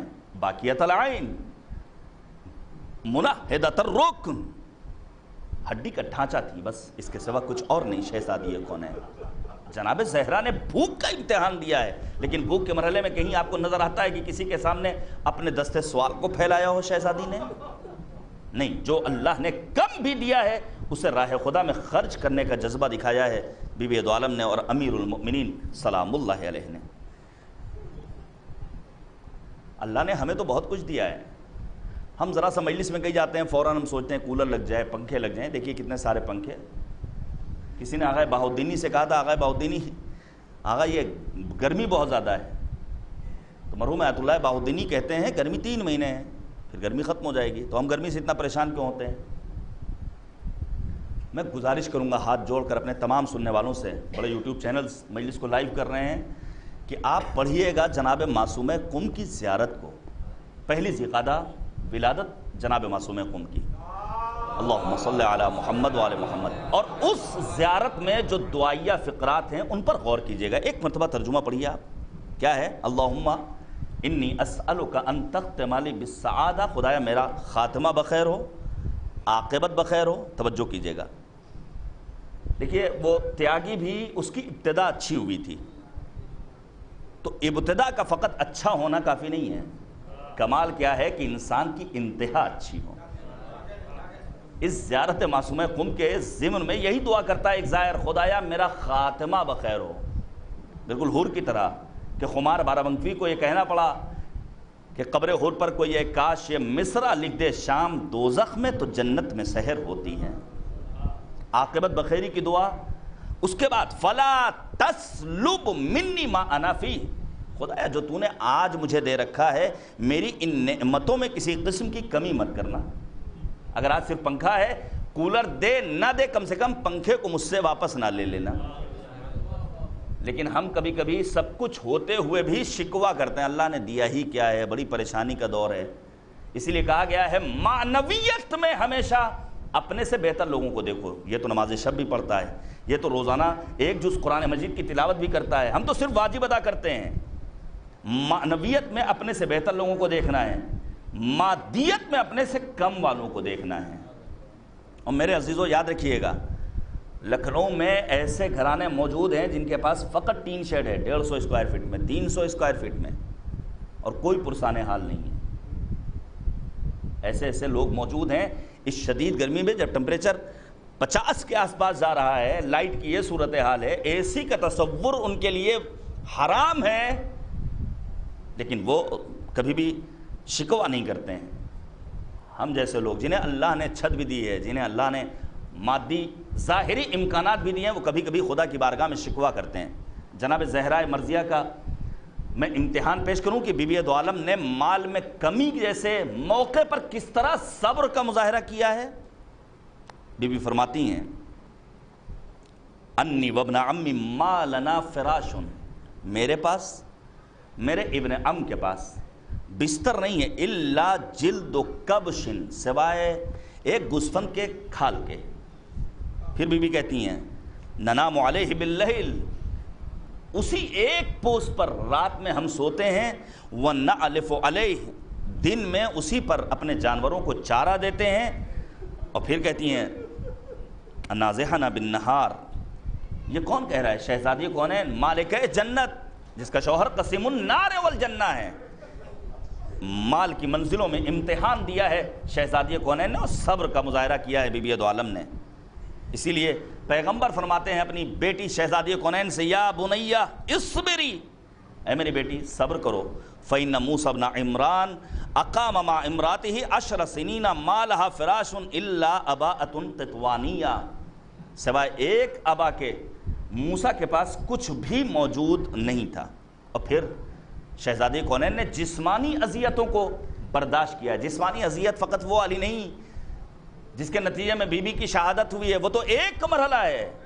شہزادی کی جسمانی اذیت کا عالم یہ ہے کہ سلمان کہتے ہیں میں بیت الشرف فاطمہ میں داخل ہوا، میں نے کیا دیکھا؟ بی بی ہاتھ سے چکیاں چلا رہی ہیں، اور چکی چلانے کے نتیجے میں ہاتھ میں چھالے پڑے ہوئے تھے شہزادی کونین کے. یہ جسمانی اذیت ہے. یہ آج کی خواتین کے لیے پیغام ہے، امور خانہ داری میں اپنے آپ کو اس حد تک شہزادی مصروف رکھتی تھی. اور سنیں گا جناب زہرائے مرضیہ اس حد تک عبادت کرتی تھی کہ بی بی دو عالم کے پاؤں میں ورم آ جاتا تھا. بعد رحلت پیغمبر اعظم شہزادی کونین نے اس حد تک گریہ کیا ہے کہ آنکھیں زخمی ہو گئی تھیں. بکائین میں ایک نام کس کا ہے؟ جناب زہرائے مرضیہ سلام اللہ علیہا کا. اور پھر مالی مشکلات میں جناب زہرائے مرضیہ کے باغ فدق کو لوٹا گیا. شہزادی نے اس موقع پر بھی جو بیان دیا ہے، انس ابن مالک کا بیان ہے. بی بی دو عالم خلیفہ اول کے خلاف فرماتی ہیں لقد علمت الذی ظلمتنا عنہ اہل البیت من الصدقات وما افاء اللہ علینا من الغنائم فی القرآن من سہم ذوی القربى وَاعْلَمُوا أَنَّمَا غَنِمْتُم مِّن شَيْءٍ فَإِنَّ لِلَّهِ خُمُسَهُ وَلِلرَّسُولِ وَلِذِي الْقُرْبَى. یہ شہزادی کونین کا فرمان ہے. بی بی دو عالم نے اس موقع پر بھی اپنی باتوں کو پیش کیا ہے. یہ بیان کا آخری مرحلہ ہے اور اس سے زیادہ وقت میں گنجائش نہیں. شہزادی کونین نے اسی طرح اپنی زندگی میں ایک اہم پیغام دیا میرے عزیزو. وہ کیا ہے؟ وہ ہے دشمن شناسی. ابھی ہم نے اپنے دشمنوں کو نہیں پہچانا. مجھے حیرت ہوتی ہے، ہم آپس میں ہی دست و پنجہ نرم کیے رہتے ہیں. سوشل میڈیا پر آپ چلے جائیے، واقعی میں ایک طوفان بدتمیزی، کوئی بولنے والا نہیں، کوئی روکنے والا نہیں، کوئی ٹوکنے والا نہیں. کیا منہ دکھائیں گے جب امام آئیں گے؟ کیا دشمنیوں کو ہمیں اپنے درمیان تلاش کرنا ہے؟ کیا اپنے گھر کے اندر دشمنیوں کو تلاش کرنا ہے؟ کیا ہم آپس میں بیٹھ کر کے مسائل کو حل نہیں کر سکتے؟ کیا قربانی کا جذبہ ہمارے اندر نہیں ہے؟ پڑھیے گا، قرآن مجید میں 13 سورے ایسے ہیں جن کی ابتدا دشمن شناسی سے ہو رہی ہے، جن میں ایک سورہ مبارکہ ممتحنہ ہے۔ اور پھر پروردگار عالم نے چند طرح کے دشمنوں کو تذکرہ کیا ہے۔ پروردگار عالم کبھی کہتا ہے کہ تمہارا سب سے بڑا دشمن، اور اکثر مقامات پر قرآن نے کہا ہے تمہارا سب سے بڑا دشمن شیطان ہے۔ ان الشیطان لکم عدو مبین۔ یہ شیطان کبھی بھی کم پر راضی نہیں ہوتا ہے جب تک یہ لوگوں کو ایک دوسرے کا قاتل نہ بنا دے، گھر گھرانے کو اجڑنے کا ذریعہ نہ بن جائے، اسے خوشی محسوس نہیں ہوتی ہے۔ کبھی انسان کا اپنا نفس امارہ اس کا سب سے بڑا دشمن ہوتا ہے۔ پیغمبر فرماتے ہیں عاد عدوک نفسک التی بین جنبیک، یا امیر المؤمنین فرماتے ہیں عاد عدو للمرء غضبہ وشہوتہ۔ اور کبھی انسان کی اپنی زوجہ، ایک خاتون کا اپنا شوہر، والدین کی اپنی اولاد اس کے لیے قرآنی آیات کی روشنی میں سب سے بڑا دشمن۔ مثلا یا ایھا الذین آمنوا ان من ازواجکم و اولادکم عدوا لکم فاحذروہم۔ پھر کفار و مشرکین، یہودی لابی، منافقین، یہ تو قرآن کی روح میں سب سے بڑے دشمن ہیں۔ اور سب سے بڑا دشمن وہ ہے جو چھپا ہوا دشمن ہو۔ آشکارا طور پر جو دشمن ہے اس سے تو بچا جا سکتا ہے، لیکن جو چھپا ہوا دشمن ہے اس کے بارے میں مولا فرماتے ہیں اکبر الاعداء اخفاہم مکیدا۔ سب سے بڑا اور خطرناک دشمن کون ہے؟ کہ جو چھپا ہوا دشمن ہے۔ اب آپ سوچئے، دشمن بہرحال پایا جاتا ہے، اور کبھی بھی کسی بھی دشمن کو انسان کو کم نہیں سمجھنا چاہیے، لیکن یہ کب ممکن ہوگا؟ جب انسان دشمن شناسی کا ہنر پیدا کر لے۔ مجھے یاد آتا ہے شہید جناب قاسم سلیمانی رضوان اللہ تعالیٰ علیہ کا وہ جملہ، وہ کہتے ہیں دشمن شناسی کے لیے میدان سیاست میں اترنا شرط نہیں ہے، بلکہ تجربہ ہونا چاہیے انسان کے پاس۔ انسان کو اتنی معلومات ہونا چاہیے کہ وہ اندازہ لگا سکے ہمارا دوست کون ہے، ہمارا دشمن کون ہے۔ امیر المؤمنین فرماتے لا تستصغرن عدوا ان ضعف، کتنا ہی چھوٹا کیوں نہ ہو، کبھی بھی اپنے دشمن کو حقیر مت سمجھنا، کبھی بھی اپنے دشمن کو جو دوست بن کر آئے اسے اپنا دوست مت سمجھ لینا۔ اب آپ توجہ کیجئے گا کہ جناب زہرا مرضیہ نے کس طرح دشمنوں سے مقابلہ کیا ہے اس دور میں، اور ہیں حتی حدیث قدسی ہے، قل للمؤمنین، اے پیغمبر یہ اعلان کر دیے صاحبان ایمان کے درمیان، لا تطعموا طعام اعدائی، خبردار میرے دشمنوں والا کھانا نہ کھائیں۔ دشمنوں والا کھانا کیا ہے؟ جو نقاب پوش بیویاں نظر آتی، میں نہیں کہتا کہ مومن خواتین ہیں وہ فلاں لسی کارنر پر فلاں جگہ چاٹ کھا رہی ہیں، یہ کیا ہے؟ یہ جو قرآن کہتا ہے فَلْيَنْظُرِ الْإِنسَانُ إِلَىٰ طَعَامِهِ، انسان کو اپنا کھانا دیکھنا چاہیے، تو کیا مطلب کہ انسان جا کر کے وہاں تلاش کرے کہ مینو کیا ہے؟ نہیں، مفسرین کہتے ہیں انسان یہ دیکھے کھانا جائز ہے یا ناجائز، کھانا حلال ہے یا کھانا حرام ہے۔ حدیث قدسی ہے، مالک کہتا ہے مؤمنین سے کہہ دیجئے میرے دشمنوں کا کھانا مت کھائیں۔ آن لائن آرڈر کر دیا، ارے ابھی مول صاحب بچہ ہی تو ہے، یہی بچہ کل بڑا ہوگا، یہی ایک لقمہ حرام اسے امام وقت سے دور کر دے گا۔ امام حسین نے میدان کربلا میں کیا کہا تھا؟ تمہیں میری باتیں سمجھ میں نہیں آ رہی، کیوں؟ کیونکہ قد ملئت بطونکم من الحرام، تمہارے پیٹ مال حرام سے بھرے ہوئے ہیں۔ پھر اللہ کہتا ہے وَلَا تَلْبِسُوا لِبَاسَ أَعْدَائِي، خبردار میرے دشمنوں والا لباس کوئی بھی صاحب ایمان نہ پہنے۔ ہماری اپنی ایک تہذیب تھی، ہماری اپنی ایک ثقافت تھی، ہم اپنی تہذیب کو فراموش کر بیٹھے اور فیشن کے نام پر ہم نے وہ پہننا شروع کر دیا،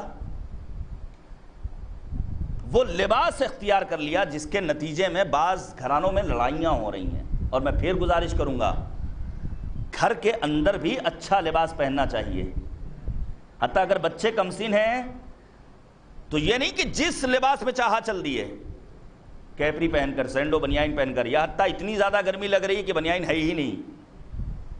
یہ ہمارا لباس پہننا اور نہ پہننا بھی ہمارے بچوں کی تربیت پر اثر انداز ہونے کے لیے کافی و وافی۔ اور پھر پروردگار عالم حدیث قدسی میں کہتا ہے ولا تسلکوا مسالک اعدائی فتکونوا اعدائی کما ہم اعدائی، خبردار میرے دشمنوں کی راہ و روش کو اختیار مت کرنا، چونکہ تم بھی میرے ہی دشمن ہو جاؤ گے۔ اب آپ سوچئے جناب زہرائے مرضیہ نے کن کاموں کو انجام دیا ہے بی بی دو عالم نے؟ مثلا سب سے پہلے جو خطبہ دیا ہے، اور اس خطبے میں بی بی نے فرمایا فَلَمَّا اخْتَارَ اللَّهُ لِنَبِيِّهِ دَارُ أَنْبِيَائِهِ وَمَأْوَى أَصْفِيَائِهِ ظَهَرَتْ فِيكُمْ حَسِيكَةُ النِّفَاقِ، جیسے ہی اللہ کا رسول اس دنیا سے رخصت ہوا تمہارا وہ چھپا ہوا نفاق منظر عام پر آ گیا، برملا ہو گیا۔ کل تک تو تم نبی کے بڑے قریبی بن رہے تھے۔ یہ بی بی دو عالم نے اپنے دشمنوں سے مقابلہ کیا ہے۔ یا پھر بی بی دو عالم فرماتی ہیں کہ تمہاری دینداری برائے نام تھی، وقتی تھی، جو بوسیدہ ہو گئی۔ یشملو جلباب الدین، تمہارے دینی تعلیمات، تمہاری دینداری کہنا ہو گئی ہے، تم شیطان کی پیروی کرنے لگے ہو۔ وَطَلَعَ الشَّيْطَانُ رَأْسَهُ مِن مَغْرَزِهِ صَارِخًا بِكُمْ فَوَجَدَكُمْ لِدُعَائِهِ مُسْتَجِيبًا۔ یہ شہزادی کونین نے ایک راستہ اختیار کیا ہے اپنے خطبے کے ذریعے۔ پڑھیے گا خطبہ فدق کو، صرف فدق کا مطالبہ نہیں ہے، فلسفہ دین، احکام دین کے فلسفے کو بیان کیا ہے، اور ساتھ ہی ساتھ دشمنوں کے چہرے پر پڑی ہوئی تقدس کی نقاب کو نوچا ہے بی بی دو عالم نے اپنے اس معرکۃ الآراء خطبے سے۔ اور یہ خطبہ اتنا عظیم خطبہ ہے کہ عام خطیب کی زبانی جب ایک سنی محقق سنتا ہے شیعہ ہو جاتا ہے، اور پھر کتاب لکھتا ہے بے نور فاطمہ اہتدیت، نور فاطمہ کے ذریعے میں ہدایت یافتہ ہو گیا۔ یہ عظیم الشان خطبہ ہے بی بی دو عالم کا۔ دوسرا کام، شہزادی نے بائیکاٹ کیا ہے، بائیکاٹ کیا ہے دشمنان دین، دشمنان ولایت، دشمنان امیر المؤمنین کا۔ شہزادی فرماتی ہیں واللہ لا اکلمکما من رأس کلمتا حتی القا ربی فاشکوکما بما صنعتما بی، تم دونوں سے میں بولوں گی نہیں یہاں تک کہ میں خدا کی بارگاہ میں پہنچ جاؤں، پھر وہاں پہنچنے کے بعد میں خدا کی بارگاہ میں تم دونوں کی شکایت کروں گی۔ یہاں تک کہ شہزادی نے اپنی وصیت میں تاکید کی ہے، اے ابو الحسن میرے جنازے میں فلاں فلاں لوگوں کو آنے کی اجازت نہیں ہوگی۔ یہ بائیکاٹ کا اعلیٰ ترین نمونہ اور مظاہرہ پیش کیا ہے شہزادی کونین نے۔ اور پھر شہزادی نے ایک اور چیز، دشمنوں کے چہروں پر پڑی ہوئی نقابوں کو الٹنے کے لیے گریہ کیا ہے، آہو فغاں کیا ہے۔ یہ گریہ معمولی چیز نہیں ہے، یہ جو ہم اور آپ غم سرکار سید الشہداء، غم اہل بیت میں آنسو بہاتے ہیں، یہ ہمارے آنسو کے قطرات آل سعود کے دلوں پر خنجر کا کام کرتے ہیں، یہ ان کے باطل ایوانوں کو جلانے کے لیے آتش کا کام کرتے ہیں۔ ان آنسوؤں کی قدر و قیمت کو سمجھنا چاہیے۔ شہزادی کونین نے گریہ کیا، یہاں تک کہ روایت کہتی ہے جب جناب ام سلمہ نے بی بی دو عالم کو محزون پایا، مغموم دیکھا، تو سوال کیا آخر آپ کیوں پریشان ہیں؟ اس موقع پر شہزادی فرماتی اصبحت بین کمد و کرب فقد النبی وظلم الوصی وحتک واللہ حجتہ، بعد رحلت پیغمبر اعظم میں دیکھ رہی ہوں کہ ہمیں اذیتوں میں مبتلا کیا گیا، وصی رسول پر ظلم کیا گیا، ان کی حرمت کو پامال کیا گیا۔ شہزادی کونین نے آنسوؤں کو اپنے لیے ڈھال بنائی، اور پھر بی بی دو عالم میدان عمل میں اتر آئی ہیں، یہاں تک کہ شہزادی پہنچی ہیں خواتین کے حصار میں، اور جانے کے بعد بی بی دو عالم نے جو خطبہ دیا ہے نام نہاد مسلمانوں کے درمیان پہنچنے کے بعد، سن لیے چند جملے مصائب کے اور بات کو تمام کر دوں۔ شہزادی نے ان تمام مصیبتوں کو برداشت کیا، کس لیے؟ دین کی بقا کے لیے، ولایت کے دفاع کے لیے، تمام تر پریشانیوں کو، تمام تر مصیبتوں کو گلے لگا لیا امیر المؤمنین کے دفاع کی خاطر۔ اور پھر میں نے ایک جملہ پیش کیا تھا دوران مجلس کہ 18 برس کی عمر میں کیا لکھا ہے ارباب مقاتل نے، کشبہ، ایک ڈھانچے کے سوا بیوی کچھ اور نظر نہیں آتی تھی۔ بعد رحلت پیغمبر اعظم جب کبھی جناب زہرائے مرضیہ کی نگاہ نبی خاتم کے حجرے پر پڑتی تھی، روایت کہتی فغوشیا علیہا، شہزادی بے ہوش ہو کر گر جاتی تھی۔ جب کبھی آپ کے پیراہن پر جناب زہرائے مرضیہ کی نگاہ پڑتی تھی، شہزادی بے ہوش ہو کر گر پڑتی تھی۔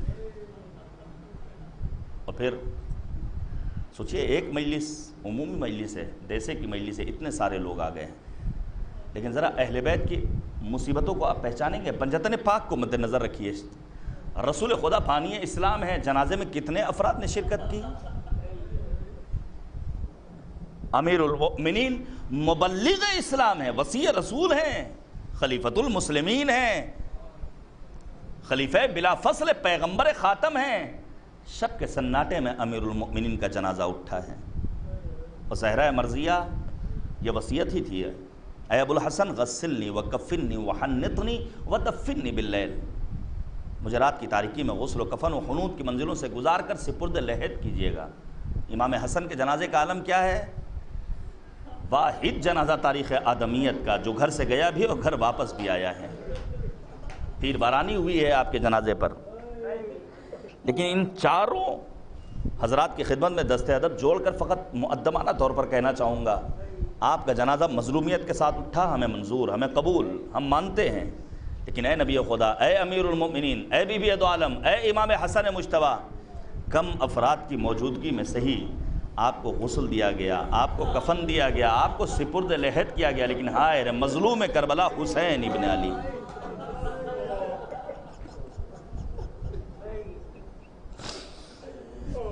غریب مادر حسین، 3 شب و روز کے بھوکے پیاسے حسین کا جنازہ بے سر لاشا ریگزار گھر میں کربلا پر پڑا ہوا تھا۔ یہی وجہ ہے شہزادی کونین کی وصیت، بس میں نے ختم کر دیا، بی بی دو عالم نے جب وصیت کی ہے تو اس وصیت کے درمیان شہزادی نے فرمایا ہے، اے ابو الحسن وبکنی وبک للیتامى، آپ مجھ پر بھی گریہ کیجیے گا، میرے یتیموں کا بھی خیال رکھیے گا، ان پر بھی آنسو بہائیے گا۔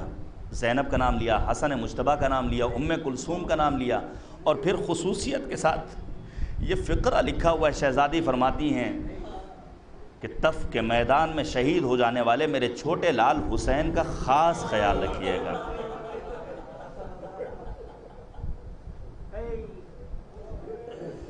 یہ کون سی شہزادی ہیں؟ آپ سوچئے، امیر المؤمنین، بس یہ آخری جملہ ہے، امیر المؤمنین اپنے بابا جناب ابو طالب کی رحلت کے داغ کو برداشت کرتے ہیں، نہیں ملتا ہے کہ امیر المؤمنین بے ہوش ہو کر گرے ہوں۔ امیر المؤمنین کی ماں فاطمہ بنت اسد دنیا سے رخصت ہوئیں، نہیں ملتا ہے کہ امیر المؤمنین بے ہوش ہوئے ہوں۔ پیغمبر خاتم اس دنیا سے رخصت ہوئے، نہیں ملتا ہے کہ امیر المؤمنین بے ہوش ہوئے ہوں۔ لیکن یہی امیر المؤمنین جب مسجد میں ہیں، ننھے ننھے حسن و حسین دوڑ کر کے ماں کی خبر شہادت سناتے ہیں، تو لکھا ہے علماء نے فوقع علی الارض، امیر المؤمنین بے ہوش ہو کر روئے زمین پر گر جاتے ہیں۔ یہ امیر المؤمنین کی شہزادی سے محبت، اور پھر امیر المؤمنین کا شب کے سناٹے میں جناب زہرہ مرضیہ کو نبی کے سپرد کر دینا، اور حسب وصیت امیر المؤمنین قبر سیدہ پر قرآن مجید کی تلاوت کر رہے ہیں۔ اچانک کانوں میں آواز آتی ہے، ابو الحسن میرا لال حسین پیاسا ہے۔ میں کہوں گا شہزادی، آج آپ کو اپنے لال حسین کی پیاس کا اتنا خیال، ارے یہی حسین میدان کربلا 3 شب و روز کا بھوکا پیاسا مارا جائے گا، اور یہیں پر بات ختم نہیں ہوگی۔ بھی آپ نے مصدق قمی صاحب سے سنا جناب سکینہ کے سلسلے میں، میں کہوں گا بی بی، یہی حسین کی مظلومہ 4 برس کی یتیمہ سکینہ باب کوفہ پر جا کر اپنی پھوپھی زینب سے سوال کرے گی، پھوپھی اماں کیا کوفے میں بھی پانی نصیب نہیں ہوگا؟ وَسَيَعْلَمُ الَّذِينَ ظَلَمُوا أَيَّ مُنْقَلَبٍ يَنْقَلِبُونَ اِنَّا لِلَّهِ وَإِنَّا إِلَيْهِ رَاجِعُونَ رَضًا بِقَضَائِهِ وَتَسْلِيمًا لِأَمْرِهِ إِلَٰهِ لَا مَعْبُودَ سِوَاكَ إِلَٰهِ بِحَقِّ الزَّهْرَاءِ وَأَبِيهَا وَبَعْلِهَا وَبَنِيهَا وَسِرِّ الْمُسْتَوْدَعِ فِيهَا بِعَدَدِ مَا أَحَاطَ بِهِ علم خدایا ہماری اس عبادت کو قبول فرما۔ اے کریم پروردگار، ہمارے امام کو ہم سے راضی و خوشنود فرما، ہمارے امام کے ظہور میں تعجیل فرما۔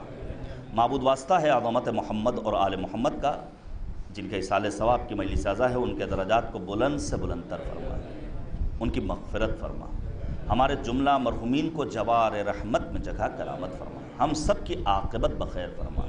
معبود اس روح زمین پر جس جگہ بھی عاشقان امیر المؤمنین ہیں، ان کی جان، مال، عزت و آبرو و ناموس کی حفاظت فرما۔ کریم پروردگار واسطہ ہے عظمت محمد اور آل محمد علیہم الصلاۃ کا، ہم سب کو مقامات مقدسہ کی زیارت سے مشرف فرما، پرچم اسلام کو سر بلند فرما، پرچم شرک و کفر و نفاق کو سرنگوں فرما، دشمنان اسلام کو نیست و نابود فرما، اسلامی انقلاب کی حفاظت فرما، اس انقلاب کو انقلاب امام زمانہ سے ملحق فرما۔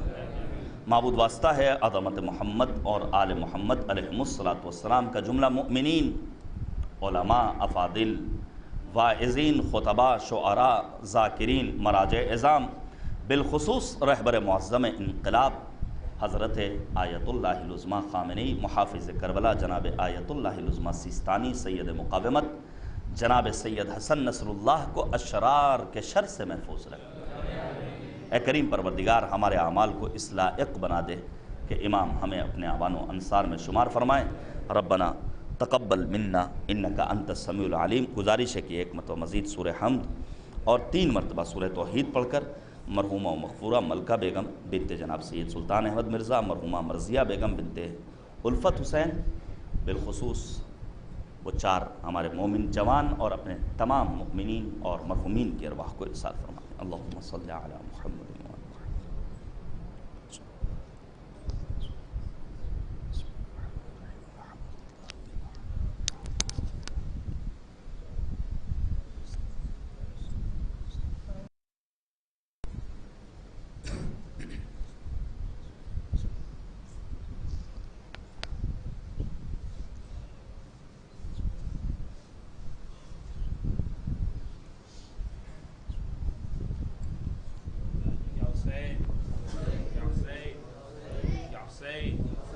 Ya Hussein, Ya Hussein, Ya Hussein, Ya Hussein, Ya Hussein, Ya Hussein, Ya Hussein, Ya Hussein, Ya Hussein, Ya Hussein.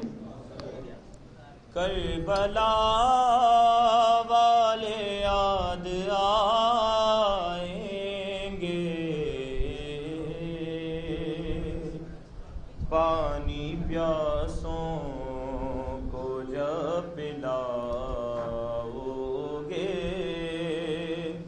Karbala والے یاد آئیں گے، پانی پیاسوں کو جب پلاؤ گے، کربلا والے یاد آئیں گے، پانی پیاسوں کو جب پلاؤ گے، کربلا والے یاد آئیں گے، پانی پیاسوں کو جب پلاؤ۔ کوئی مر جاتا ہے کسی کا گئے، کاندھا دیتے ہیں لوگ آ کے مگر، شہن تنہا اٹھائی لاش پسر، جب جواں کو لاش اٹھاؤ گے، کربلا والے یاد آئیں گے، پانی پیاسوں کو جب پلاؤ گے، کربلا والے یاد آئیں گے، پانی پیاسوں کو جب پلاؤ گے۔ علی اصغر کی ماں پہ نظریں تھیں، رن میں یوں تیر کھا کے رویا نہیں، ماں پریشان ہو نہ جائے کہیں، زخم کھا کر جو مسکراؤ گے، کربلا والے یاد آئیں گے، پانی پیاسوں کو جب پلاؤ گے، کربلا والے یاد آئیں گے، پانی پیاسوں کو جب پلاؤ گے۔ باپ بچھڑا تھا جب سکینہ سے، ہر قدم پر اسے تماچے لگے، کوئی دیتا نہ تھا تسلی اسے، جب یتیموں پہ ترس کھاؤ گے، کربلا یاد آئیں گے، پانی پیاسوں کو جب پلاؤ گے، کربلا والے یاد آئیں گے، پانی پیاسوں کو جب پلاؤ گے۔ آئے مسلم کے وہ پسر دونوں، عید کے دن تھے در بدر دونوں، یاد کرتے تھے اپنا گھر دونوں، عید اپنوں میں جب مناؤ گے، کربلا والے یاد آئیں گے، پانی پیاسوں کو جب پلاؤ گے، کربلا والے یاد آئیں گے، پانی پیاسوں کو جب پلاؤ گے۔ جب جنازہ بطول کا اٹھا، صبر اس دن علی کا کیسا تھا، گریا زینب کے سامنے نہ کیا، آنسو بچوں سے جب چھپاؤ گے، کربلا والے یاد آئیں گے، پانی پیاسوں کو جب پلاؤ گے، کربلا والے یاد آئیں گے، پانی پیاسوں کو جب پلاؤ گے۔ حسین حسین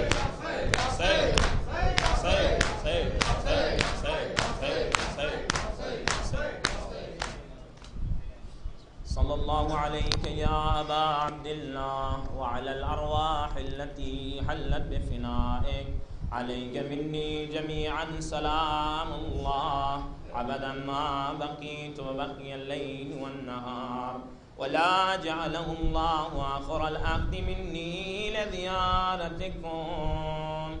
السلام على الحسين وعلى علي بن الحسين وعلى أولاد الحسين وعلى أصحاب الحسين.